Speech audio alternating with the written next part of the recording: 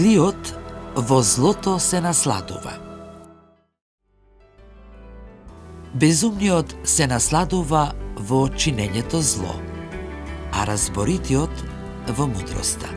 Книга Соломонови изреки 10:23.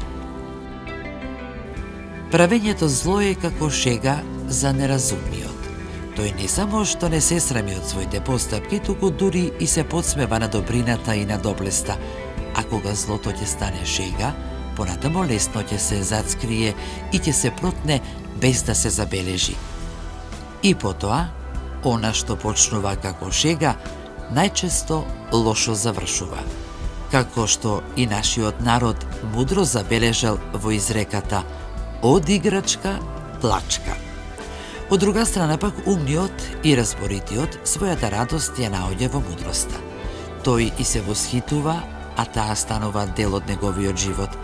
А мудрата доблесност и добродетелност сигурно водат кон мир и добросостојба. Па така, според оваа библиска поука, разумниот и неразумниот не се разликуваат според знаењето дека едниот го има, а другиот го нема. Главната разлика меѓу нив е во тоа што секој од нив го сака и го вреднува, во тоа што секој од нив ја наоѓа својата радост. За едниот тоа е злото, за другиот мудроста. Безумниот се насладува во чинењето зло, а разборитиот во мудроста.